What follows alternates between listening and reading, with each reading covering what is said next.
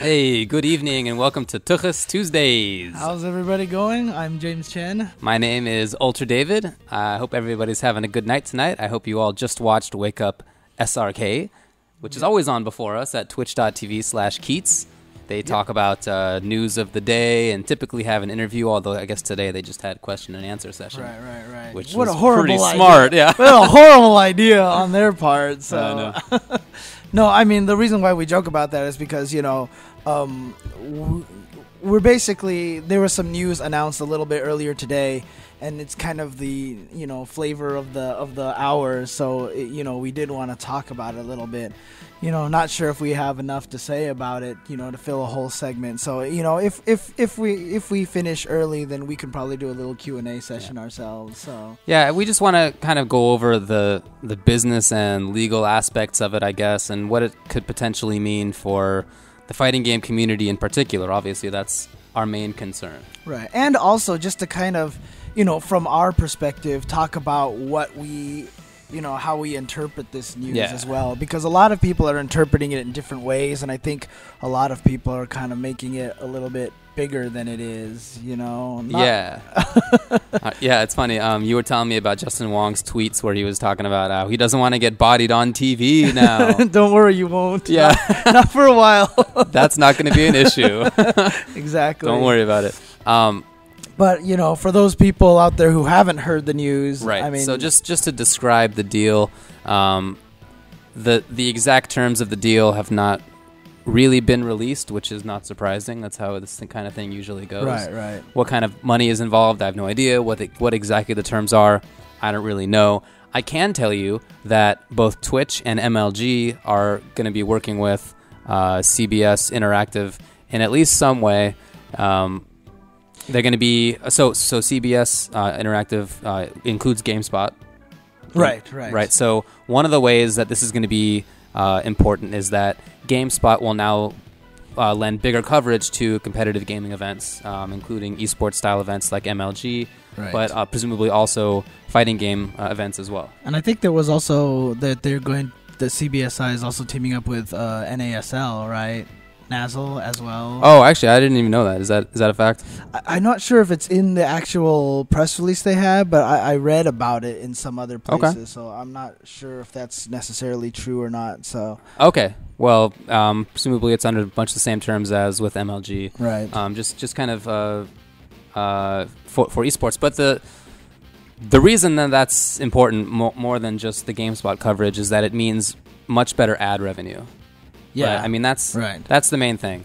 And I think that's the crux of the deal. I'm sure it's the crux of the deal. You know, I mean, a lot of people are talking about like, oh, CBS is now showing interest in video games, and now we're gonna be on TV, and we're gonna, you know, they're gonna do all these things for us, and you know, I don't think that's necessarily the case, right? I mean, I'm sure they're gonna be testing the waters a little bit. Yeah, I mean, you know, they are interested in competitive video games to an extent, but it's just for financial reasons, and that that's not to hate on that. That's valid. What the goal is, absolutely right? Absolutely valid. So, yeah. Whatever. I'm not trying to backtalk that. It's just that's the concern. If it seems that in partnering with Twitch and MLG and I guess with NASL, that they can get, you know, better revenue for themselves and advertise their properties better, then that's probably what they'll go for. Right. So when it comes to ad revenue as it is now, I guess I'd kind of like to just talk about that a little bit, like sure. like how it is now. Go for it. This is not a great money making venture. What are you talking about? I know. Yeah. I feel like some people think that it is. Like, we have, let's see how many viewers right now. Almost 1,000 people watching. Sometimes we get 2,500 to 3,000 people. Right. And people think like, wow, that's a ton of viewers. You should be making some bank. And we actually worked it out. And James and I have each made about half of minimum wage for the hours that we put into this. So wait, I can't. I should retract my down payment on the new house, right? Yeah. It wasn't cardboard. No. Man, you might be in. All right, can you handle the show yourself for a little? You gotta go check. Make a phone you gotta go check. No. Yeah, it's been like $4 an hour. which is cool. It's just like a little bit of supplementary income. I'm not going to be upset. Right. This is, after all, mostly not about making money with the stuff that we're doing. But for people who are trying to make a business out of it, like Level Up and I Play Winner, and I guess Spooky's thinking about going on to a different streamer now, but it's not a ton. So for them to get this news of, potentially more ad revenue, well, almost certainly more ad revenue, I'm sure that's the point of the whole thing, is big. And it means that they'll be able to provide more streams, and they'll be able to sustain their productions better, maybe even upgrade better, and more consistency as well. And the other major thing too is, like, you have a lot of companies out there that are probably wary of advertising in this esports, kind of setup. It's hard for us to go to people and say, look, here's all these numbers that we're producing, please advertise on our streams and everything like that. When you have someone like CBS backing that kind of statement, if CBSi goes out and says, hey, look, we have all this demographic, if you buy our ad space, you will reach the 18 to 34 audience, this many people, and blah blah blah. They have the connections, they have the clout, they have the ability to get into contact with a lot of those guys. So while it sounds like all we're doing is just talking about money or whatever like that, but that translates to more equipment, that translates to better production value, that translates to people like Spooky being able to make good money off of this, or Level Up, or just be able to sustain it, and not just be putting their own money into it constantly. Yeah, by good money, I basically just mean that they're actually making positive dollars on it. Yeah. Exactly. Right. Yeah. So.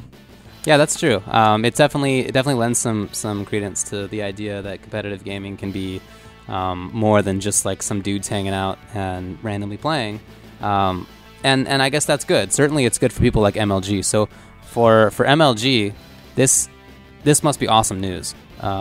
They have not been the most financially stable organization, right? Like they got a 50% increase in viewership last year, and they were mad about it.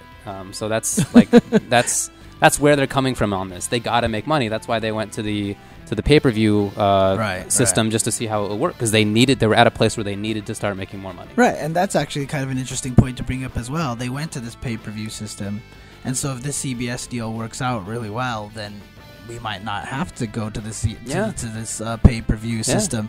And because I remember when that happened, a lot of people were mad, and the first event is going to do well for pay-per-view. It's just human nature. There's gonna try it out. They're gonna be these people fighting about it, and then the people who hate it are gonna be mad, and they're basically gonna push all the people who are okay with it to support it. But what happens over time is everyone just stops, and it's just like, oh, I don't feel like paying this money for this weekend. I'll do something else instead, and such. And so while it looked good for the first weekend, if they continue that model, I don't imagine that it's going to stay that way, personally. I mean, I totally agree. I feel like doing pay-per-view in something that is not boxing or mixed martial arts, a.k.a. people who or wrestling, which are, communities of people that fully expect after decades that there's going to be pay-per-view style events. And they have viewerships that tend to be, well, I guess MMA not so much, but the others certainly tend to be older and not so technologically literate. And here we are with this internet young people thing happening. Pay-per-view is kind of crazy. So for them, this must be awesome. Certainly, I wish no ill will on them. I hope that they do well and that this is a good thing. But yeah, we're definitely more concerned with what it means directly for fighting game community streams, right? I mean, that's our big deal. And presumably what people out there listening to this show care about too. Right. I mean, I don't know if you saw someone linked up that video of what golf would be like with fighting game commentary. No, I didn't see that. It was. I have to give major props to whoever edited that video together. It's really good. You know what? Let me see if. We'll tweet it on our channel later on. It's pretty dang funny. I mean, like, you'll see someone throw the golf club, and it's literally like our commentary put over it. And so, like, as soon as someone throws a golf club, someone's like, "Oh, he threw a stick!" And it's just they matched it up together. Pretty funny. I'll check that out. Yeah. But I think it's pretty funny that you just said "dang" there instead of "damn." Did you not? Yes. Did I? Yeah. Really? Way to go PG-13 on us, buddy. So when Gosh darn it. darn jingles fudge. When we got the email letting us know about this, we included in the email was kind of a list of things that I guess Twitch. So I got an email from Twitch, I should say. A list of things that Twitch was looking for from the partners, people, that is to say, who were streaming with them. And included in that list were things like speaking in a PG-13 format and making sure that you get licenses for all the music and video that you play. Yeah, that's just not gonna happen. Hang on, let me shut off my iPod right now. I know, right? Yeah. Let me kill this King of Fighters music in the background right now. I know. Holy moly. So I specifically talked with Ben from TwitchTV about this because that was confusing for me and something I didn't want to see happen. Like I've been saying this whole time, I'm totally down for there being more money in the community. I just don't want it to change fundamentally who we are. And I want the ability to say raunchy crap. I mean, wow, I've just... Yeah, crap is hardcore terminology. Yeah, I was having a conversation with this kind of thing about with like Haunts and somebody else after NCR. We were all drunk at the time, and I was like, "Yeah, I'm never gonna limit myself from saying things like," and all I could think of off the top of my head was "darn" and "wang." I was like, "Wang, like, what?" Good stuff. Anyway, so I just wanted to make sure that PG-13 thing wouldn't be like some onerous, requirement. Right. And actually, he said that they're not planning to make any additional restrictions on what we can say or do than they already have now. So whatever we're currently doing is fine. There's not going to be anything on top of that, at least for now. Right. Well, I actually want to get into that a little bit more, but do you want to just get to a quick break? Yeah, sure. Yeah, okay. Okay, so we'll just run to a quick break, and when we come back, I kind of want to talk more about the potentials of what they might try to limit us from doing or whatnot. So we'll be right back.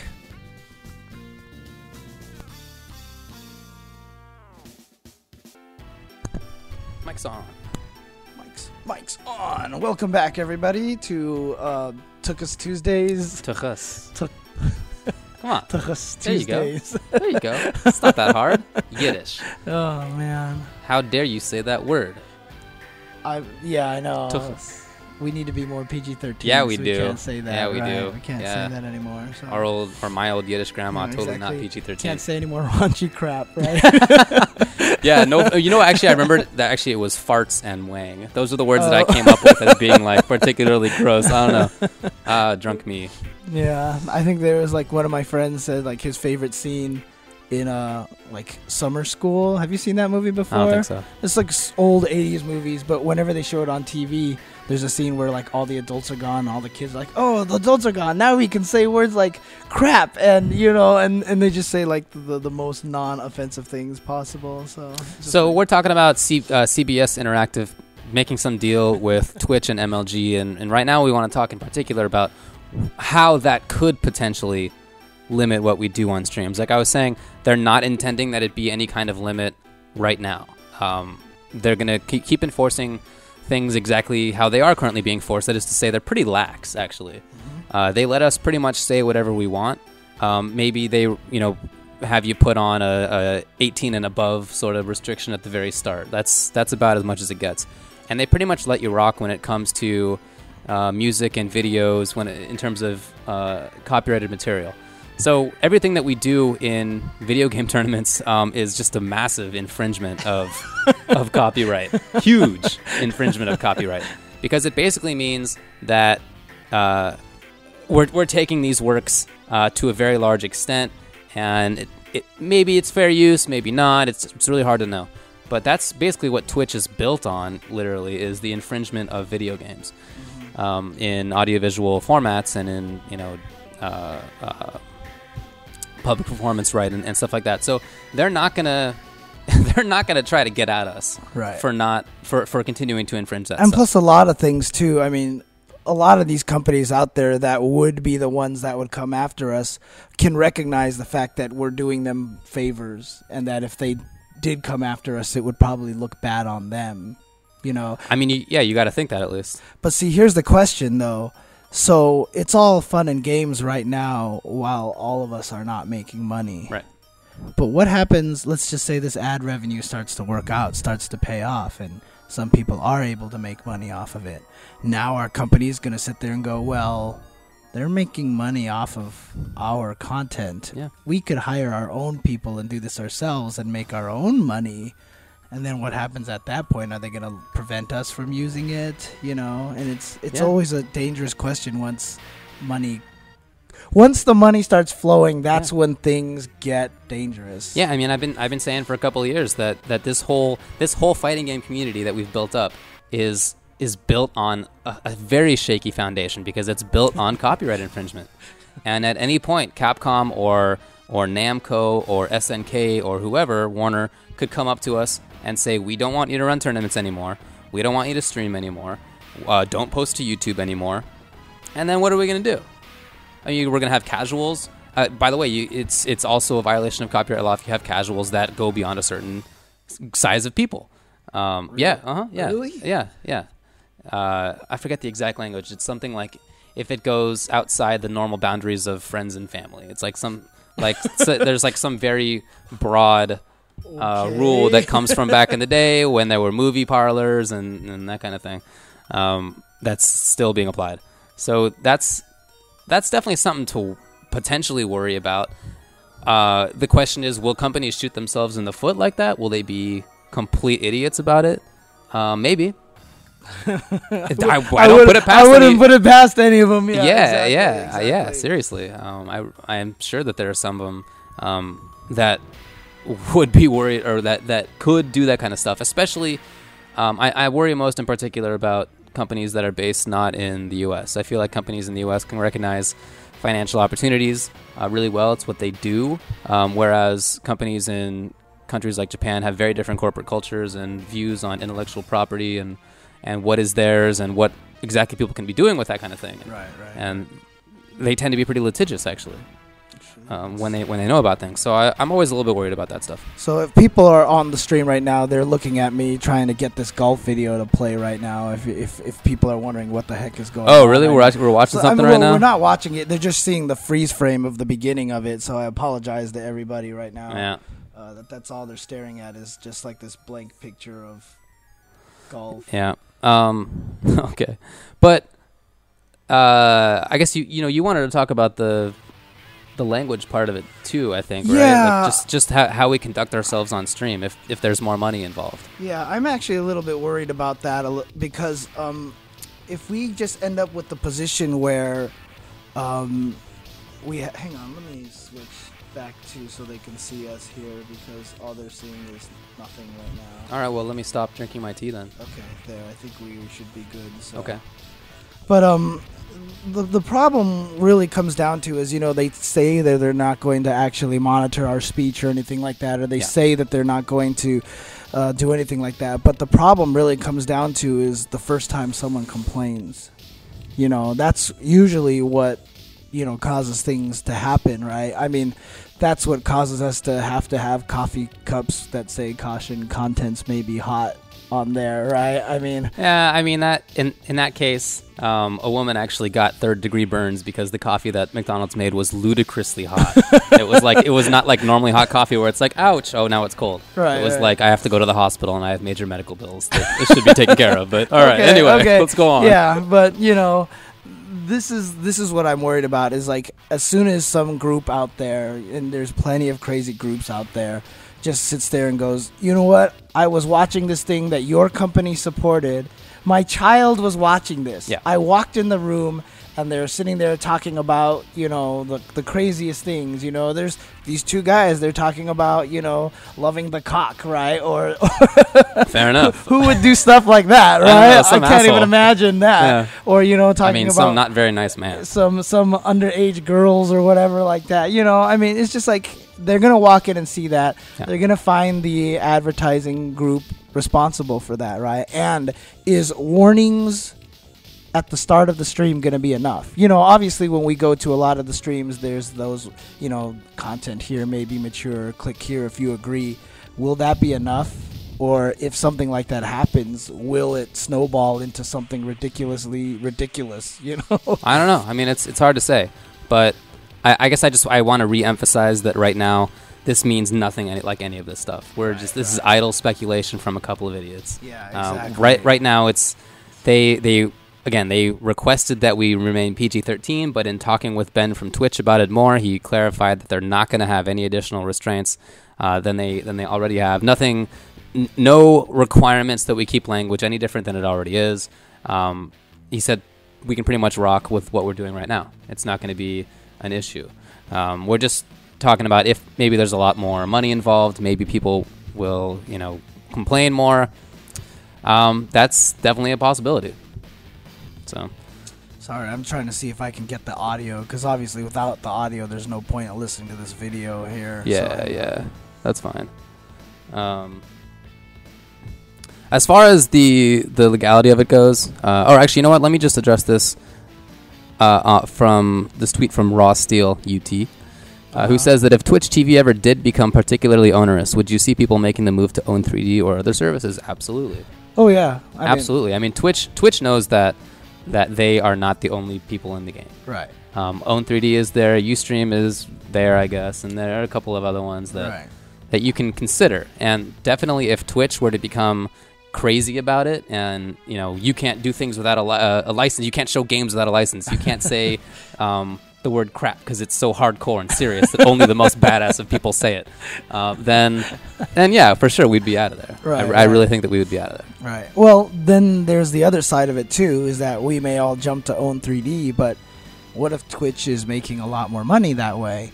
Then own 3D is going to want to go after that model as well. That's possible, right? I mean, everybody's a business, right? I mean, that's just the way it works. But in competition, if you have one site that is willing to let things rock and it becomes popular because of that fact, you would think that they wouldn't be too stupid about it, and they would recognize why they got popular, and they would let things continue to happen. Again, just speculation, not really saying that that's going to happen. Twitch is not limiting us any more than they already have. And with this deal, presumably we'll be able to make more money. Dude, what if we each made minimum wage from now on? Right? Wow. rather than splitting one less than minimum wage in California per hour wage, dude, if we both made that, what? Well, one thing, sorry guys, I accidentally killed the sound a little bit, so everyone says that we sounded like robots or something just now. Oh, sweet. Yeah, but yeah, for sure, if we were both making minimum wage, then we could quit our jobs. Oh, dude, I'd so be out of here. I know, right? It's easy to live in West LA at minimum wage, right? Like, whatever. I already got my stuff ready. Yeah, I know. Too easy. We're good, so. Yeah. It'd be nice if we could make something more than that, but that's... Again, that's not really why we're doing it. It's cool to be able to pay down what we've put into it. But keeps telling us to do it again. Do what? The audio mess up because they said we sounded cool. Oh, cool, dude! I want to sound like a robot. The worst thing about it is we can't even hear it ourselves right now, right? Because we don't have the headset set up. Yeah. So maybe before we go do if I try to play the video, we can try it again. So anyway, I mean, I'm actually mostly happy about the deal. I don't expect that there's going to be anything like Twitch being onerous, as we were saying. Except in the very far future, because I just don't expect that we'll be making them so much money that or have increased their viewership to such an extent that they'll be like, they'll do the crazy stuff that you were talking about before, right? Like that just seems far off and not really realistic to me. But for streamers, especially people who are trying to make this their jobs, like we're saying, Level Up and I Play Winner and Spooky. I guess he's trying to maybe not going to be with Twitch anymore. Regardless, it'd be nice if they could make some money doing what they're doing and not have to maintain regular full-time jobs in addition to that. I mean, I don't know if people really realize just quite how much work it takes to stream these events.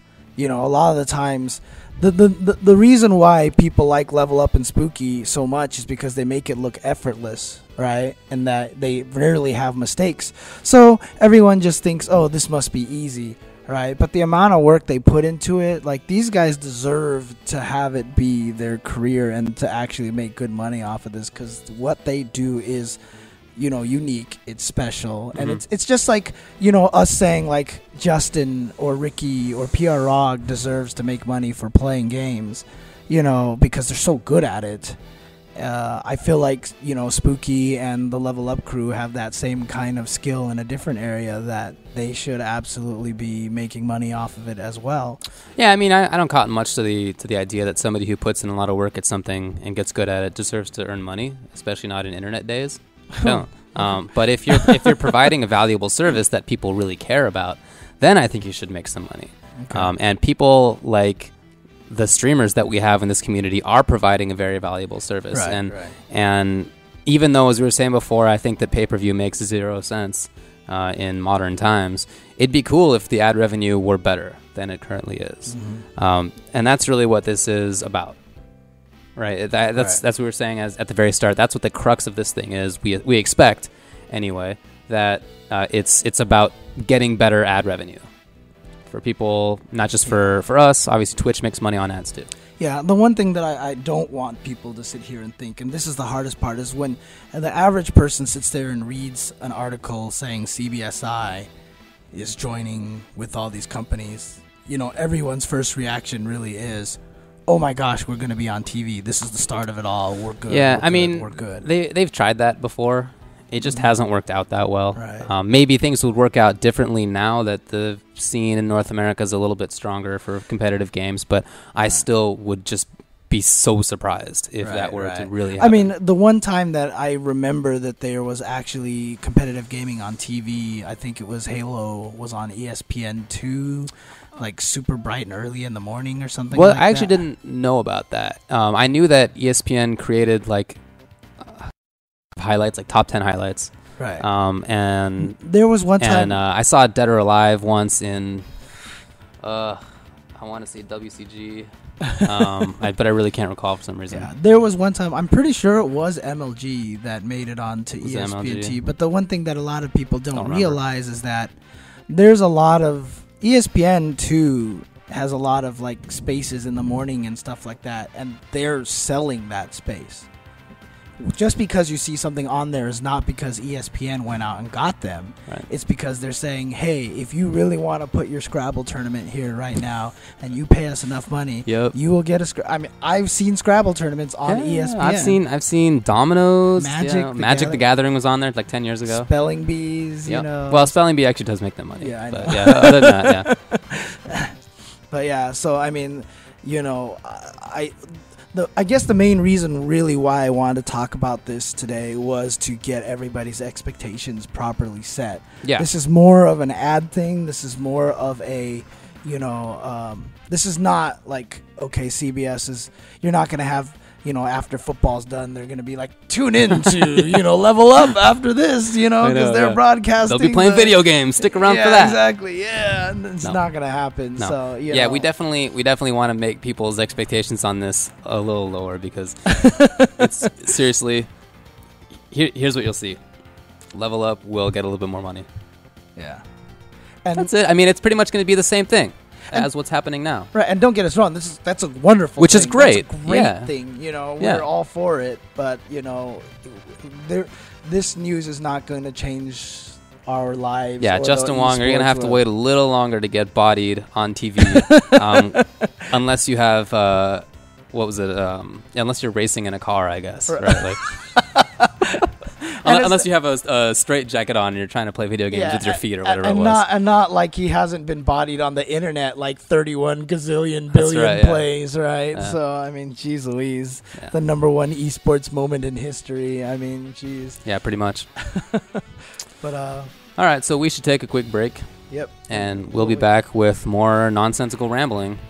After these commercial messages. Come on, CBS ad. Let's do this. GameSpot, give us that money. All right, get us that minimum wage.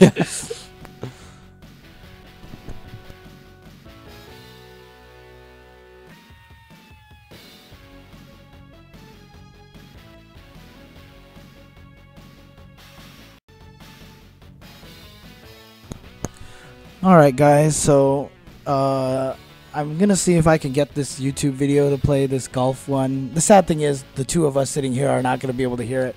But before we do that, I want to see if I can replicate the Robo Ultra David again. Oh, so sick. All right. Speak. Delarded! Your head explode. All right. Okay. So... Okay, so what I'm going to do is I'm going to turn it off. I hope that worked out. What I'm going to do is let's let's turn our microphones off. Professionals. Yeah, exactly.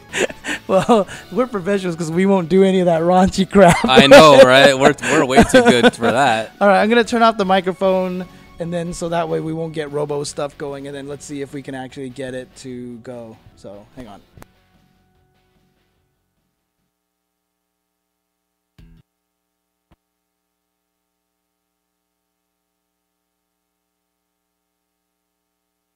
Let us know in the chat if you can't hear the YouTube video.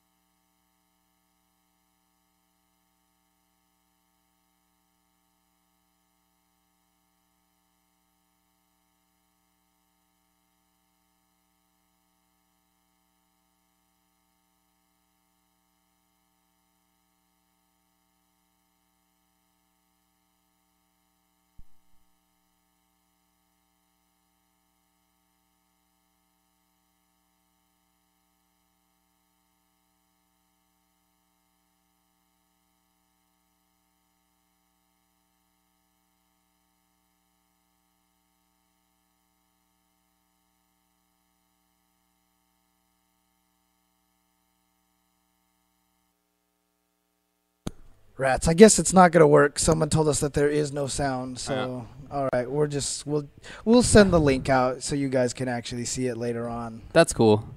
Yeah, apologies. I'm sure there's a way to do it. I do not have the technology because I am not skilled enough yet at this stream producer stuff. So maybe if we got a little more dough, maybe we'd be able to do that. If I was able to make minimum wage, right? Or more than half minimum wage, right? Raw Steel, by the way, got back to us on Twitter. He says, with internet video becoming more popular, wouldn't it make more sense to build a CBSi portal and to waste time on TV? Yeah. I actually am on the train that TV is probably on the way out. And maybe not now, maybe not 5 years from now, but I feel like it probably will get phased out. And I don't know, frankly, that it adds that much to what we're doing for us to be on TV. I think that we target, or we can target people pretty well in any case. I mean, let's face it, we play video games. Our demographic are people who sit in front of computers all day, right? Yeah. So I mean, look at you guys. You're some lazy assholes. That's what I am. I sit in my ass and play video games when I can. Don't be like Keats and insult your audience. I know. No, kidding. Shout outs to Keats, of course. But yeah, I mean, it's... I am. Yeah, okay, Fact. fair enough.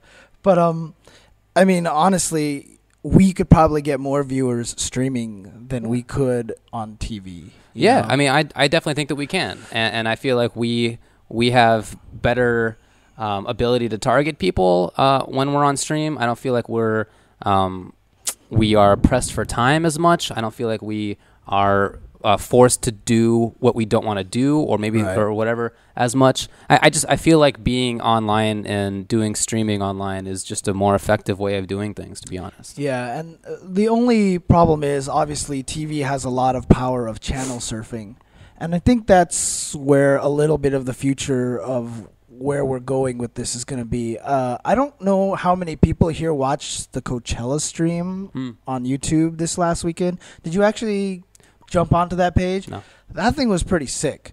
I mean, it wasn't anything mind-blowing, but there was 3 channels that you could go to.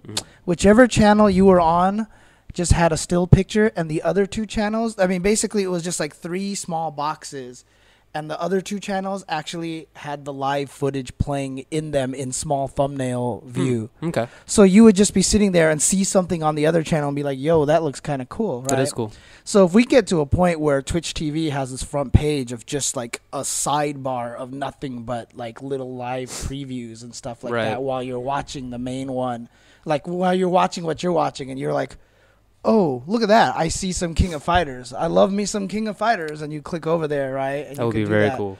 Right. I mean, I just think that would be amazing. And then you could even get to the point where Twitch could maybe even have dashboards where you could just build it, where you could just like, I'm going to put Big 2 stream here. I'm going to put Level Up stream here. I'm going to put Seattle stream here, you know, and stuff like that. So, you know, that's what we kind of need to get to. Because the thing about it is having one show on Twitch TV super popular does not help anybody else. Unlike it does on TV, because on TV you have lead-ins, you have commercials to other shows and stuff like that. For Twitch TV to get us to that point is the other shows have to benefit, like the big shows have to benefit other shows, yep. Even without directly having them going, oh, by the way, go watch, you know what I mean? And that kind of thing will help a lot, I think, is if you have those kind of little preview windows and stuff like that. So that would totally be cool. Yeah. But it makes sense to me that CBS would want to try to get in on this kind of thing again. As we said, you know, a couple of TV channels have tried this before. Hasn't worked out terribly well. But for them to just do this and kind of be not all in on it, you know, they're going to be covering it better on GameSpot, and they're going to be giving better ads and maybe more targeted ads, and maybe they get to pump their own TV shows better. Right. That's like the minimum amount of entrance into competitive video gaming, but that makes total sense, and I think it's smart for them to try to get in now when it seems that competitive video gaming in terms of streaming is and just hours that people spend watching this stuff is bigger than ever. Yeah, and I mean, getting in on the ground floor, I mean, that's essentially what we're all doing anyway. Yeah, totally. Right? So, I mean, most of us, you know, I mean, I don't know if a lot of other people feel this way, but I'm of the mindset right now where by the time esports and fighting game community and all that stuff is making money, I won't be the one to benefit from it. I feel the same way. You know, I have absolutely, like, full faith in that thought. Mm-hmm. So, you know, but that's the thing is you get in on the ground floor because someone has to build it up. It's fine. You know, enjoy doing it. Right, exactly. So I love the community. I think it's a fantastic thing. So I want to help the future be able to get to that point. For sure.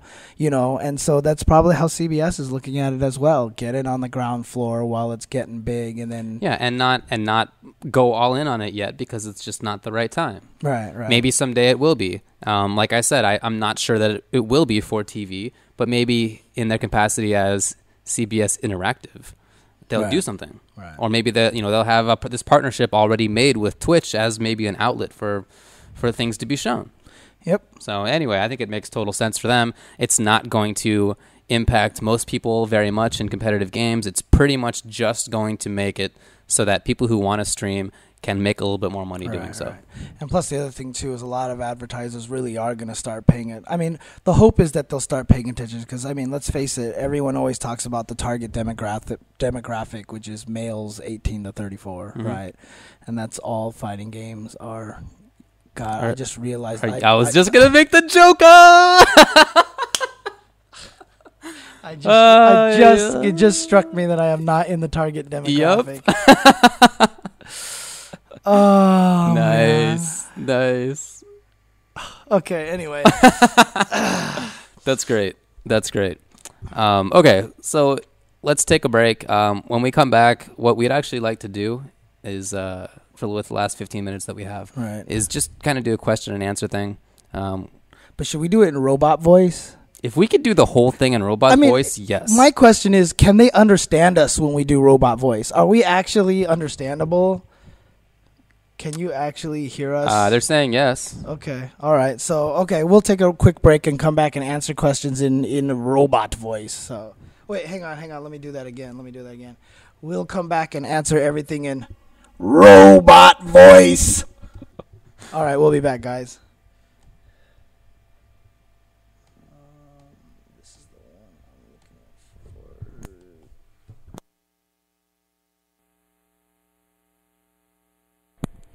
We are back, puny humans. You will succumb to our dominant power. Are we in robot voice right now? Oh no, I don't think we are. Oh yeah, we are. We are in robot voice. Yes. Wow, that's so cool. Too bad we can't hear it. They're saying no. No? We should be in robot voice. I don't know. No, we're not. Fail. Wow, what a letdown, James Chen. I know, seriously. How about now? Are we in robot voice now? No, we're not. No? Welp. Oh, there it is, yeah? Oh, now it's there? Oh, okay. Oh, dude, the chat just went crazy town. That's so weird.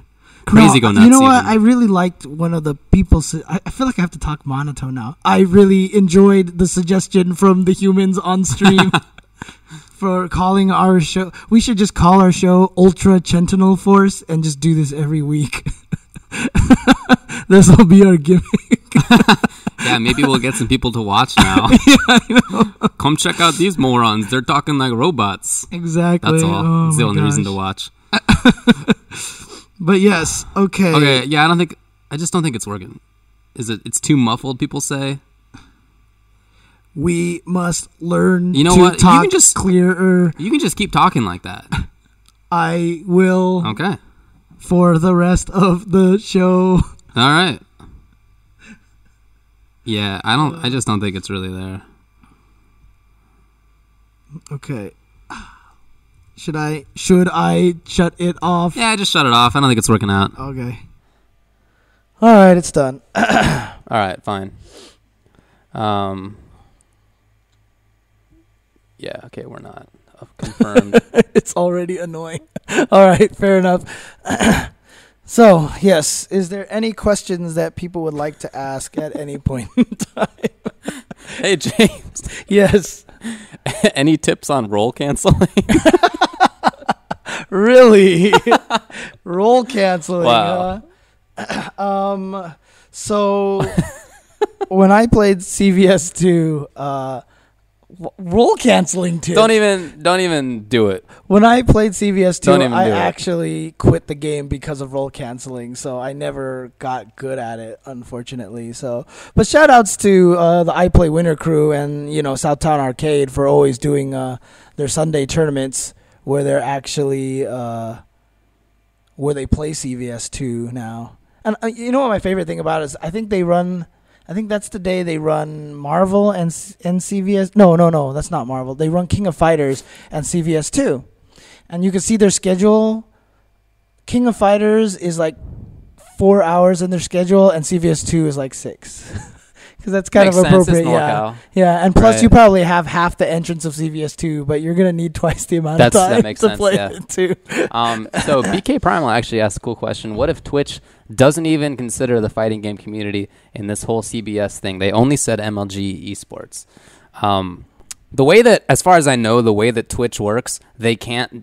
If somebody is a partner and is streaming as a partnered streamer, Twitch doesn't get to decide what individual ads go to that individual streamer. So if you're a partnered streamer, which we are, then I don't think that they have any ability to say, hey, you guys don't get the new CBS ads. We're just going to do whatever crappy ads we had beforehand. It doesn't work like that. So fighting game community, to the extent that people are partnered, which is I think all that's really going to matter here, we should get the benefit of it just like everybody else. Yeah. I don't think it's going to be unique. Yeah, for sure. Because I think it was kind of a question that I had talked about a little bit earlier to you before we even started today. You were saying that they probably can't target shows on what ads go where and stuff like that. Not necessarily. I don't know if that's the way it's going to get to at some point in time. So, and then Mark Ramham. I don't know. I'll do that. I think that goes really well with man chest, Yeah. How big of an impact do you think ad blocking programs have on our income? I don't really care about that. I mean, to be honest with you, right now, a lot of people have said it already. When we hit the commercial button, a lot of people are like, I don't see any ads fail. And it's just because it's not getting out to everybody. So, yeah, maybe we should have even explained this part of it a little bit better. The way that we get paid is every 1,000 viewers, we get some sum of money. And it's pretty small. It's like $3 or $4 or whatever. I guess actually, what they announced, $3.50 is the minimum nowadays. But that only applies if each of those 1,000 people is seeing an ad. And that only happens if Twitch sells enough ads so that advertisers are willing to pay for each of those 1,000 people. Right. But if they don't sell enough ads, then Twitch can only show some percentage of people an ad. And say that they only sell enough ads for 70% of the viewers to get an ad when we hit ad. That means that whatever we were supposed to get, 350 per 1,000 views, is actually, you have to multiply that by 0.7. Right. So in other words, see what we actually get. 3 people out there won't see the ads, and the 7 people will. Right. Exactly. For the small amounts of people that are watching our stream. Exactly. Yeah. So we don't even know that it's 70%. I mean, I don't know that it's not. It might be higher than that. I honestly have no idea what the fill rate is right now. Don't know. And that's why I actually think it would be really cool when we get to a point where, CBSi is providing the ads, because, like I said, they will have more clout. They'll probably have a lot better ability to sell the ad space. Yeah. Which will help a lot of the groups out there. Yeah, it'll get a better fill rate, and that in that rate of 350 per 1,000, maybe that'll go up too. Yep. I don't know. Okay. So, yeah, if you want to submit these questions that we're answering live right now, just type them here or send it to us in Twitter as well. Yeah. On Twitter, Ihuikamina Zuniga says that you said Twitch kind of works on copyright infringement. Not kind of. It totally does. But doesn't the hype in tournaments get more people into the games? Yeah, it does. And that's what we were talking about when we said that we don't really expect that most game companies would be willing to sue somebody who streams. Yeah. Or that they wouldn't be willing to sue Twitch TV directly. Maybe they would. Maybe they're morons about it. Right. But certainly it helps them with sales. Yeah, and they're smart enough to know. At least I would. Okay, I'm going to put the caveat in there. Yeah. The American companies out there are smart enough to know. I have more faith in them. Yeah, exactly. So. Yeah, for sure. Someone, Ross Steele, actually tweets to me that that they're all outside the target demographic, but that's probably because most of them are below the target demographic. Yeah. I saw a couple people ask whether we think that Street Fighter Cross Tekken is going to be a long-term game in the fighting game community. It's just impossible to tell. My guess is no. If somebody put a gun to my head and was like, yes or no, guess, I'd say no. I honestly believe that in September, when all the new characters come out, no one's going to care. I honestly believe that. And I think Capcom should release them now. But, there's lots of reasons probably why they can't. So Right. Broly Leg says, is it possible to play Skullgirls with your face? Hey, man, nobody's going to know that unless you tell us. Hey, he sent me a video of himself playing the game. Oh, playing Skullgirls? Right? Yeah, so the answer is yes, right? I mean, I saw you playing that game in your videos, so right. I'm going to assume you can. I mean, the problem with the game, honestly, is that there's too many button combinations. Too many odd button combinations. You know what I do actually is I just set assist to the far right buttons. So I actually use 8 buttons when I'm playing the game. Right, but when Broly plays that, he does low short by using the throw button and such like that, right? So, I mean, he option selects the game very, very much. Right. And I don't think that's going to be necessarily as possible with Skullgirls. But, I mean, if anyone's going to find a way, it's going to be that guy. Yeah, for sure, man. I mean, seriously, shout outs to Broly. When I was there at Texas Showdown, dude, he was blowing people up. I mean, it's something. It is something to see. So, and someone, of course, told me to flip his table when I was over there in Texas, and that would have got on Kotaku dude, so fast. It would have been so bad. Would have gone on a police rap sheet is what it would have gone on. Exactly. So, oh man. Anyways. So somebody then says, actually, I love. At Love Thiever, he says, wait, I thought David said he liked SF Cross Tekken. It's true. I'm actually starting to appreciate it more. I don't hate the timer factor anymore. I now think that the fact that the timer run out is a constant threat means that you have to play differently than in most other games. You have to budget your time from the very get-go rather than waiting until the last 10 to 20 seconds. And I think that that's kind of an interesting strategic element. Whether it's exciting to watch is a different question entirely. Yeah, it's kind of because no fighting game's been like this before, and so it actually feels like a new kind of game where the life isn't the thing that you're watching train; it's the timer. I totally agree with that, and I think that actually is pretty interesting. But I got to tell you, in a weird way, I think it's not that exciting to watch for a lot of people. It's an interesting strategic element that I think, but will it? is there going to be like at the end of a timeout like Marvel 3 in Evo, right, where the level 3 command grab happened and PR Rog reset, right? Yeah, like, is that gonna? The timer's not gonna run out, and PR Rog's not gonna jump and be like, yeah, I ran out the clock. Right. So it's not exciting, and that's important for for games maintaining their life, right? It's an important consideration. So. Actually, apologies to everyone there, but I want to ask you a question. Yeah. I don't know if you are up to speed with everything, but I'm actually curious to see what your opinion. Do you think Chris G should get a yellow card? Oh, I actually don't. Okay. No, I don't think that he should be getting a yellow card. Or actually, he's not, right? I don't know. They haven't said anything. Yeah, okay. yeah, I actually don't know. No, I don't.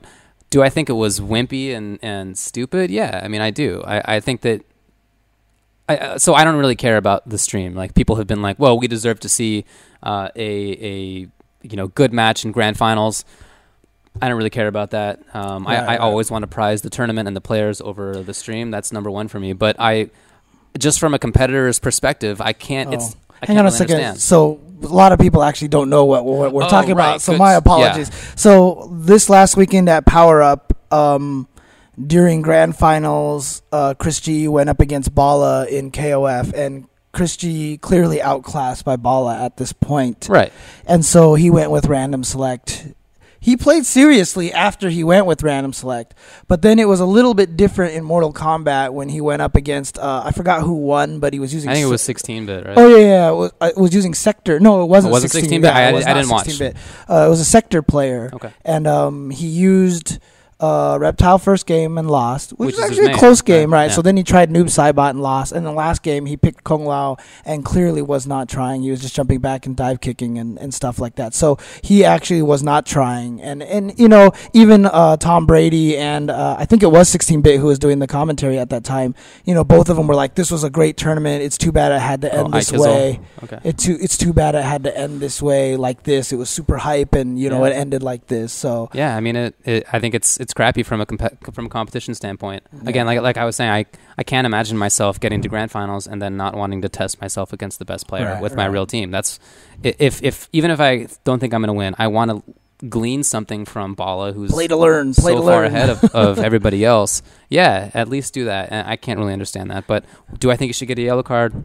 Not really. Yeah, because I mean, the difference between what Justin did last year and what Chris G did this year, both of them underperformed intentionally, but Justin did it to someone he probably could beat, and Chris G did it to someone that he had no chance of beating. I mean, if I'm going to be an annoying lawyer, then I interpret intentional underperformance to also apply to Chris G. Right? No, it absolutely is. But that's absolutely. But that's really just more of an unfortunate wording from Evo in last year, because they were talking about a particular thing where we thought that Justin threw the match intentionally to somebody else for the benefit of that person. Yeah, and if Chris G... That's what it was. Yeah, and if Chris G hears this, I mean, honestly, I totally understand, because I know what it's like to be playing in a match where you're just like, there's no hope. I mean, I lived with Justin for a very long time. No, you cannot. But it's the wrong thing to do for the people watching and for everybody else trying to enjoy the tournament, the stream, and stuff like that. I mean, it's sad to say it's kind of our responsibility to try to be entertaining for the stream, but you know what? Yeah, I mean, I don't care about that. I mean, to me, the stream is everything, because honestly, without an audience, we can't grow. I'm still looking at it from the growing perspective. You know what I mean? I'm just looking at it from a competition perspective. Yeah, it's a tournament. You got to do your best. I've never gone into a match that I think that I have no chance of winning. Right. Even if realistically I don't. I never go in being like, man, might as well just play this out. Well, that's not true. I guess now I do that. But back when I was competing for reals, I just can't let myself think like that. And I was surprised. Obviously, I know that Chris is an emotional player, and he takes this thing very much to heart, and he's a talented guy. But that's why I was surprised to see that he did that. I mean, I can say, as one of the most emotional players, speaking personally, I know what it's like to get salty and angry about that. But you know what? It'll never stop me from trying. It'll never stop me from trying. For sure. So we've definitely gone over time here on Tuesdays. If you want to watch Cross Counter Live, that's going to be up next on youtube.com/thestreamtv. But there's also a stream up in Seattle that AJ wanted to us to talk about, which was twitch.tv/Seattle Foot Clan. Is this Seattle Foot Clan? Are they the same as Team Chaos, or are they different than Team Chaos? I'm not sure. But at the same time, also, I mean, I know a lot of guys tend to stick around in this chat while they watch Cross Counter chat here. Perfectly Feel free. fine to do that. And I'm actually going to be running through some Skullgirls training mode just a little bit, because I'm just going to be testing a different method of streaming. So I'm going to go offline, come back. I'm not even going to have the microphones on, but I'm just going to be messing around, trying different stream settings. Cool. So if you guys want to just keep us on like that, you're more than welcome. That's fine. To, so. But definitely, if you prefer actual content, go check out Cross Counter Live or Seattle Foot Clan. Okay. Thanks, everybody. See yas.